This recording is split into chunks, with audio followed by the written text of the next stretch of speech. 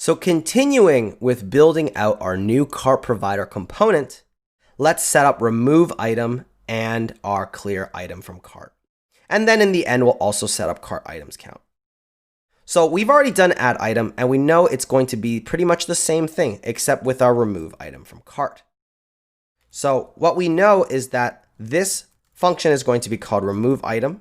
It's going to get an item. It's going to set the cart items that we currently store in the local state of cart provider, except what we want to set it to is the array that we get back from the remove item from cart function call, passing in cart items and the item.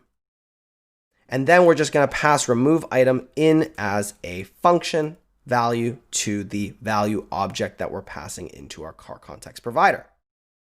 With this, our remove item should work. In fact, if we go to our actual checkout item, we can actually modify it so that we can see it in action. So instead of getting add item and remove item from Redux, we want to get it from our new context. So we're going to bring in use context, and then we're going to bring in the cart context.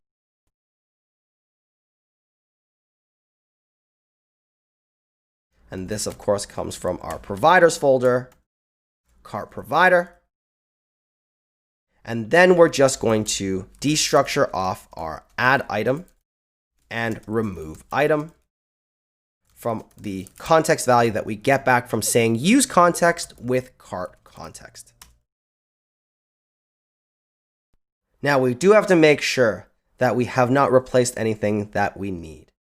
So here we see that we are no longer pulling in add item and remove item from our map dispatch to props, but we haven't written our clear item yet, so we can keep this here.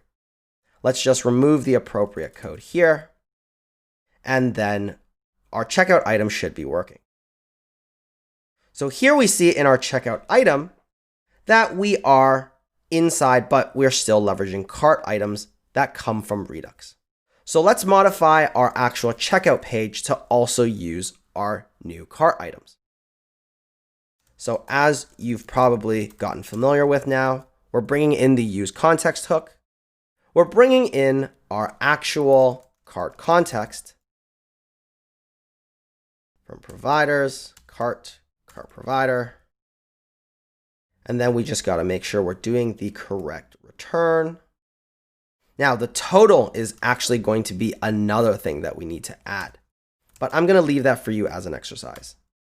So this total value right now is coming from our Redux, but you're going to know how to actually change it as well when we do the cart items count. And it's a good time for you to practice. So let's remove our cart items from here. We don't need this select anymore. And that's actually good enough for now. Now what we're going to pull off is cart items from our cart context. In fact, now we should have an empty array, which we do. So what we'll do is we will add this in. And if I hit this checkout, I actually should see an error. So I do. This is because we're still using dispatch, which we're no longer leveraging for toggling the hidden value. So we actually need to modify our cart dropdown as well. So with our cart dropdown, we know that we are leveraging dispatch that we no longer have access to because we're not using connect anymore. So instead of dispatching toggle cart hidden, we're just going to pull off the toggle cart hidden value that we have on our context. But I think we're calling it toggle hidden. So let's just make that change here.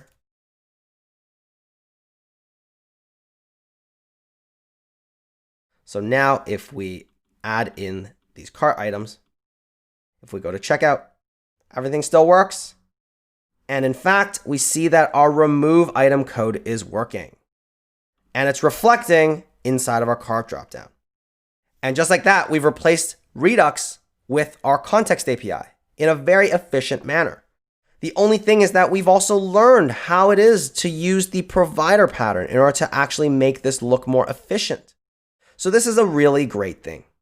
In fact, let's keep going. Let's replace the clear item inside of our cart context as well. So not in our cart context, but our cart provider. We need to use this clear item from cart. Now, in order for us to do this, we need to actually define the utility function that will help us clear an item. And we actually currently have the code related to it in our cart reducer. So whenever this clear item from cart comes in, we end up calling this .filter method. So we can copy this, go into our cart utils inside of our provider, and make a new function. We're going to call this function filter item from cart, and it's going to be equal to a function that gets cart items as well as the item that we're trying to remove, and it's going to call cart items .filter using the method that we had and copied from our reducer, except instead of action.payload.id, it's just going to be item.id. And we want to make sure to export this out. So let's copy this and bring this into our actual cart provider. And let's just add this to our cart utils. And then let's define the function. Now the function is going to be called const clear item from cart, being the same name that we have defined in our context. And it's going to be equal to a function that gets the item.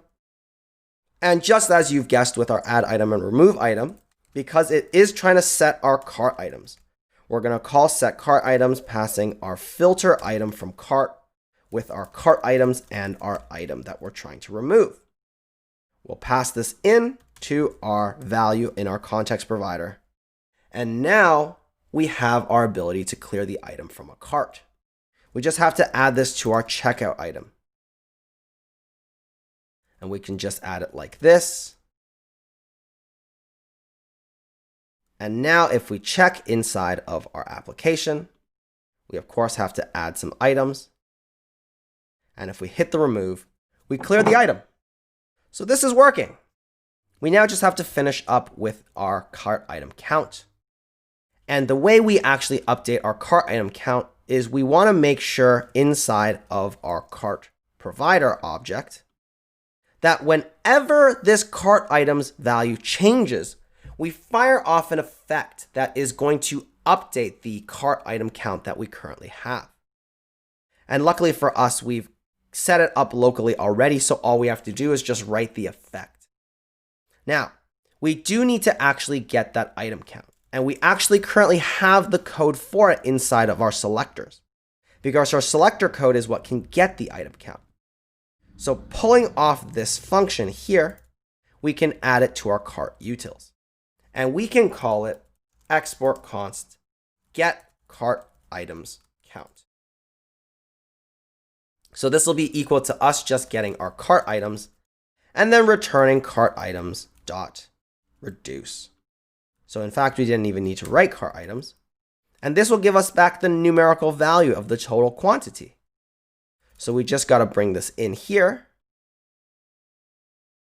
And then make sure we fire an effect whenever cart items updates. So we can easily do this with our use effect hook by passing a function that will call set cart items count with the actual cart items value. So using get cart items count, passing in cart items will give us the actual value of the number of quantity of items we have, which will set then locally to the cart items count value. And in order for us to make sure this effect fires whenever cart items updates, we pass in that dependency as the second argument to our effect. And now we just have to actually bring in this cart items count to the cart icon that needs it. So because we're already using the context, we'll make sure that item count comes from here and not from Redux. So we can actually finally remove this map state to props as well as this connect. And we can remove all of this unnecessary code that we had that was leveraging Redux before. And now we see that our item count is up to date with what we're doing with our context API. So this is awesome because now our code is fully up to date leveraging context API instead of Redux. So what I want you to do is actually convert the remaining code that we have inside of our application over to context API, because I've shown you pretty much all of the patterns that you need in order to actually do this. The main one is that you also can set the total as well now that we have in our checkout page by doing the same thing we did with this effect. So anywhere you see a connector, we're using Redux, just modify it so that we're now using our existing Context API code that we've learned how to write. And hopefully in the process, you'll definitely learn how to leverage Context API as well. Now, I want you to do it, and I'm going to provide you with 2 links. One link is going to be all of the code that we've written up until this point, and the other link is going to have the entire application fully converted in case you want the solution for everything that I've written regarding converting the application over into using context. Now, in the next lesson, I'm going to talk about some of my parting thoughts on Context API, because this will mark the end of our Context API lessons. But hopefully by doing so, you've learned the newest feature of what React introduced with Context API, as well as some pretty advanced patterns in how you can use it inside of your existing and future applications. So good luck with the exercise. If you want to clone down what we've got from here, just use one of the links that you'll see in the resources below. Otherwise, you can just skip to the actual final solution, which I will also provide you as a link. So good luck, everybody, and I'll see you in the next lesson.